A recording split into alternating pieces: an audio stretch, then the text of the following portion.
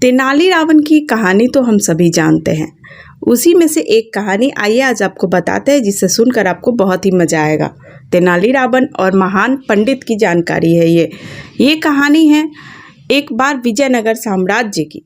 एक बार विजयनगर साम्राज्य में एक बड़ा विद्वान पंडित आया था। वह राजा कृष्णदेवराय से मिला और दावा किया कि वह इतना ज्ञानी है कि वह किसी भी विषय पर वाद विवाद में राजा के सभी मंत्रियों को हरा सकता है।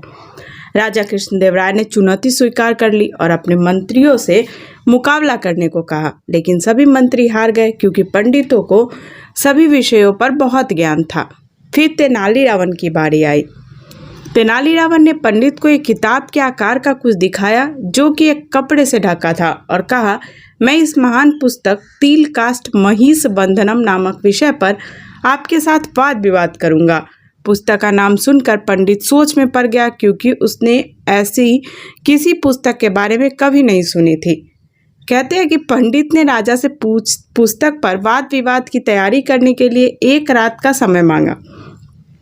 पंडित बहुत चिंतित था कि यदि वह इस वाद विवाद में हार जाएगा तो लोग उसका मजाक बनाएंगे, क्योंकि उसने इस तरह की किताब के बारे में कभी नहीं सुना था।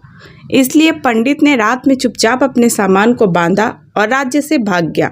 अगले दिन राजा कृष्णदेवराय और दरबारियों को पता चला कि पंडित रात में ही चला गया, तो राजा कृष्णदेवराय ने तेनालीरामन से बहुत प्रभावित हुए और उन्होंने तेनालीरामन से कहा कि वह उस पुस्तक को पढ़ना चाहते हैं, जिससे डरकर पंडित जो है वो रात में ही विजयनगर छोड़कर भाग गए।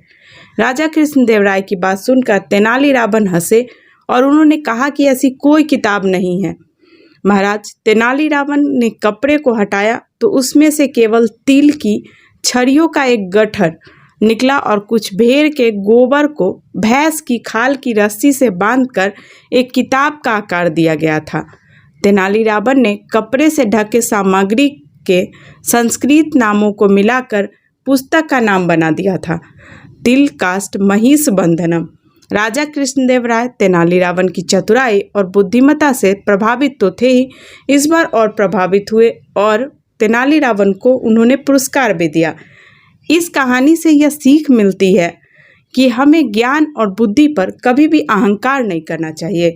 ऐसी ही रोचक कहानियों को जानने के लिए आप इस चैनल को सब्सक्राइब कर लें। अगर आपको वीडियो अच्छी लगी है तो कमेंट बॉक्स में ज़रूर बताइएगा, और आप और किस तरीके के वीडियो चाहते हैं ये भी आप हमें कमेंट बॉक्स में बता सकते हैं। अगर आप फेसबुक और इंस्टाग्राम पे मेरी वीडियो को देख रहे हैं तो वहाँ इसे फॉलो कर लीजिएगा।